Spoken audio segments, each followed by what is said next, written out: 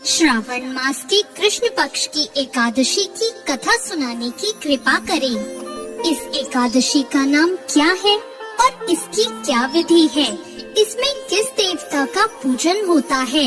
इसका उपवास करने से मनुष्य को किस फल की प्राप्ति होती है?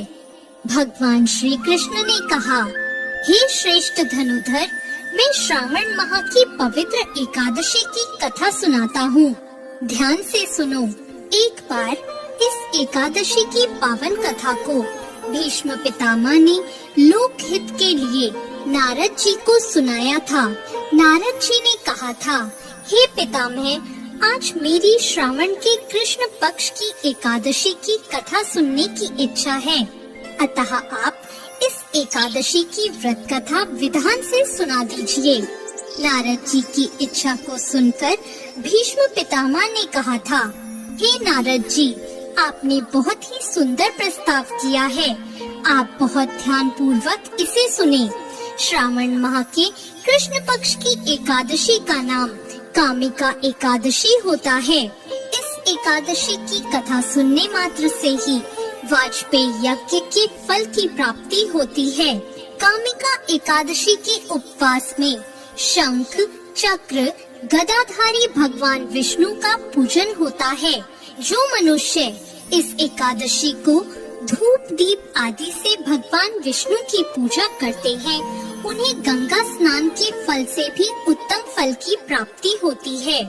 सूर्य ग्रहण और चंद्र ग्रहण में केदार और कुरुक्षेत्र में स्नान करने से जिस पुण्य की प्राप्ति होती है, वह पुण्य कामिका एकादशी के दिन भगवान विष्णु की भक्ति पूर्वक पूजा करने से प्राप्त हो जाता है।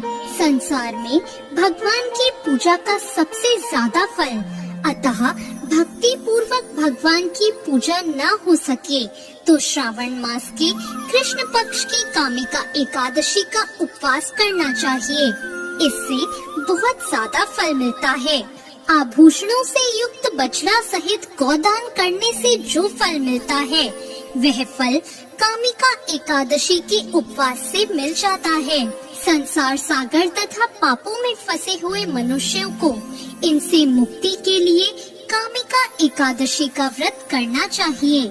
संसार में इससे अधिक पापों को नष्ट करने वाला और कोई उपाय नहीं है। हे नारद जी, स्वयं भगवान ने अपने मुख से कहा है कि मनुष्यों को आध्यात्म विद्या से जो फल प्राप्त होता है, उससे अधिक फल कामिका एकादशी का व्रत करने से मिल जाता है। इस उपवास के करने से मनुष्य को न यमराज के दर्शन होते हैं और न ही नरक के कष्ट भोगने पड़ते हैं। वह स्वर्ग का अधिकारी बन जाता है। जो मनुष्य इस दिन तुलसी दल से भक्ति पूर्वक भगवान विष्णु का पूजन करते हैं, वे इस संसार सागर में रहते हुए भी औरों से अलग होते हैं। हे नारद जी, मैं भगवान की अति प्रिय श्री तुलसी जी को प्रणाम करता हूँ। तुलसी जी के दर्शन मात्र से मनुष्य के सभी पाप नष्ट हो जाते हैं और शरीर के स्पर्श मात्र से मनुष्य पवित्र हो जाता है। जो मनुष्य तुलसी जी को भक्ति पूर्वक भगवान के श्री चरणों में अर्पित करता है, उसे मुक्ति मिल जाती है। इस कामिका एकादशी की रात्रि को जो मनुष्य जागरण करते हैं और दीप दान करते हैं, उनके पुण्यों को लिखने में चित्रगुप्त भी असमर्थ होते हैं। एकादशी के दिन जो मनुष्य भगवान के सामने दीपक जलाते हैं, उनके पितृ स्वर्गलोक में अमृत का पान करते हैं। कामिका एकादशी की व्रत कथा के अनुसार एक गांव में एक वीर क्षत्रिय रहता था। एक दिन किसी कारणवश उसकी एक ब्राह्मण से हाथापाई हो गई और उसके हाथों उस ब्राह्मण की मृत्यु हो गई। अपने हाथों द्वारा गलती से मारे गए उस ब्राह्मण की क्रिया उस क्षत्रिय ने करनी चाहिए, परंतु पंडितों ने उसे ऐसा करने से मना कर दिया। ब्राह्मणों ने बताया कि तुम पर ब्रह्म हत्या का दोष है। पहले पश्चाताप करके इस पाप से मुक्त हो जाओ, तभी हम तुम्हारे घर भोजन करेंगे।